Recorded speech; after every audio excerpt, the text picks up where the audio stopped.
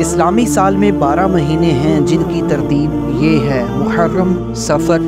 ربیع الاول، ربیع الثانی، جمادی الاول، جمادی الثانی، رجب، شعبان، رمضان، شوال، ذوالقعدہ، ذوالحجہ۔ 4 مہینے حرمت والے ہیں جنہیں اشہر حرم کہا جاتا ہے، یعنی ذوالقعدہ، ذوالحجہ، محرم اور رجب۔ قرآن کریم میں سورۃ التوبہ کی آیت نمبر 36 میں ارشاد باری تعالی ہے: بے شک اللہ کے ہاں مہینوں کی گنتی 12 مہینے ہیں اللہ کی کتاب میں۔ جس دن سے اللہ نے زمین اور آسمان پیدا کیے ان میں سے 4 عزت والے ہیں، یہی سیدھا دین ہے۔ ان 12 مہینوں کی ترتیب محرم سے شروع ہو کر ذوالحجہ پر ختم ہوتی تھی، اور 4 مہینے محرم،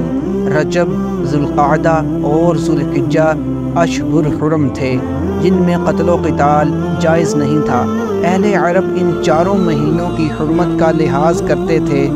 حالانکہ ریگستان عرب کے بدوؤں اور بادیہ نشین قبائل کی معیشت و زندگی کا دار و مدار عام طور پر لوٹ مار پر تھا۔ قافلوں اور مسافروں کو لوٹنا ان کا مشغلہ تھا، بلکہ روزی روٹی کے حصول کے لیے ایک قبیلہ دوسرے قبیلہ پر حملہ آور ہوتا رہتا تھا۔ اسی وجہ سے عرب کی سرزمین پر خون خرابہ، قتل و قتال اور غارت گری کا ایک چلن تھا۔ جو قبیلہ زیادہ جنگجو ہوتا تھا اس کی عظمت و شوکت تسلیم کی جاتی تھی، مگر یہ تمام خون خرابے، لوٹ پاٹ اشہر حرم میں موقوف کر دیے جاتے تھے۔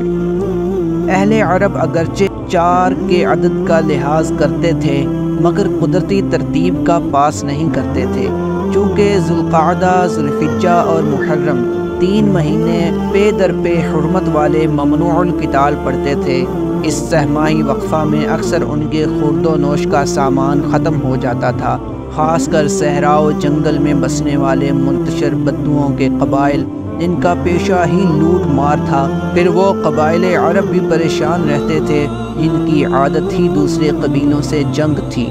لہٰذا ان سب نے یہ ترکیب نکالی کہ حرمت والے مہینوں میں تقدیم و تاخیر کرنے لگے۔ محرم کو مؤخر کر دیتے تھے، اس سال پہلے صفر ہوگا، اس کے بعد محرم، کبھی ذوالحجہ اور ذوالقعدہ وغیرہ کو ختم کر کے کوئی اور مہینہ بنا دیتے تھے تاکہ لوٹ مار آسان و حلال ہو جائے۔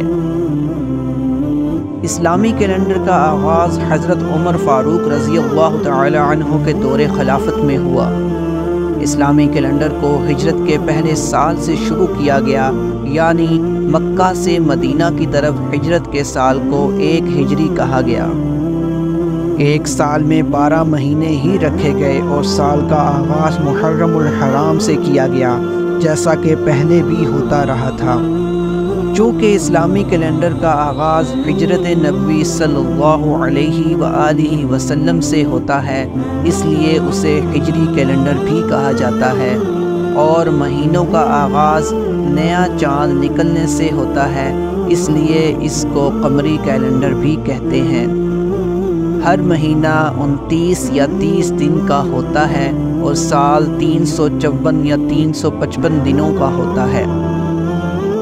حضرت عمر فاروق رضی اللہ تعالی عنہ کے سامنے جب اسلامی کیلنڈر شروع کرنے کا معاملہ آیا تو آپ رضی اللہ تعالی عنہ نے اس کا آغاز ہجرت کے سال سے کیا، کیونکہ رسول کریم صلی اللہ علیہ وآلہ وسلم اور مسلمانوں کی مکی زندگی بہت ساری تکلیفوں اور آزمائشوں میں گزری، جبکہ ہجرت نبوی صلی اللہ علیہ وآلہ وسلم کے بعد اسلام اور مسلمانوں کی عظمت و شوکت کا آغاز ہوا اور اسلام کا پرچم سر بلند ہونے لگا۔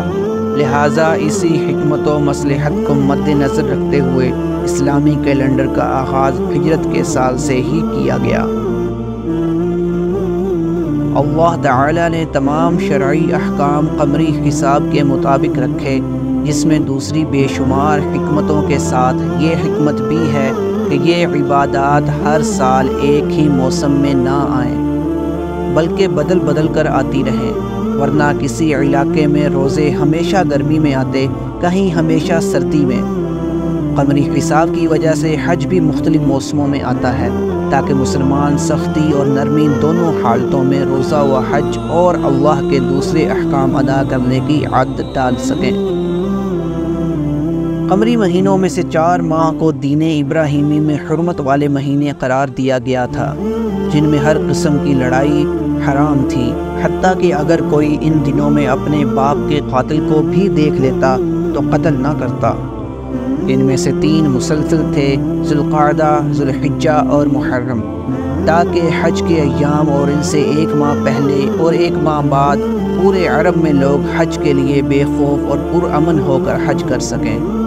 اور رجب کا مہینہ الگ رکھا تاکہ لوگ امن کے ساتھ عمرہ کے لیے آنے جانے کا سفر کر سکیں۔ اللہ تعالیٰ نے یہاں مہینوں کی گنتی 12 ماہ ہونے کی صراحت اس لیے فرمائی ہے کہ مشرکین عرب حج کو شمسی سال کی طرح ہر سال ایک ہی دن خوشگوار موسم میں ادا کرنے کے لیے قمری مہینوں کے سال کو شمسی سال کے برابر کرنے کے لیے کبھی قمری سال میں اضافہ کر کے اسے 13 یا 14 ماہ کا کر لیتے تھے اور اسے کبیسہ کہتے تھے، یعنی حرمت والے مہینے اپنے اصل مقام سے مؤخر ہو جاتے تھے اور حلال مہینوں کو وہ حرمت والا قرار دے لیتے تھے۔ جس سال رسول اللہ صلی اللہ علیہ وآلہ وسلم نے حج کیا، اس سال اتفاق سے حج اپنے اصلی دن یعنی قمری لحاظ سے 10 ذوالحجہ کو ادا ہوا تھا۔ اس کے بعد سے لے کر اللہ کے حکم کے مطابق حج اور اسلام کی دوسری تمام عبادات قمری تاریخ کے مطابق اصل وقت پر ہی ادا ہو رہی ہیں۔ یہی مطلب ہے اس حدیث کا جو ابو بکر رضی اللہ تعالی عنہ سے مروی ہے کہ رسول اللہ صلی اللہ علیہ وآلہ وسلم نے حجۃ الوداع کے خطبہ میں فرمایا، زمانہ گھوم پھر کر اپنی اس اصل پر آ گیا ہے جو اس دن تھی جس دن اللہ تعالیٰ نے آسمان و زمین کو پیدا کیا تھا۔ سال 12 ماہ کا ہے، جن میں سے 4 حرمت والے ہیں، 3 پے در پے ذوالقعدہ، ذوالحجہ اور محرم، اور مضر قبیلے کا رجب جو جمادی الثانی اور شعبان کے درمیان ہے۔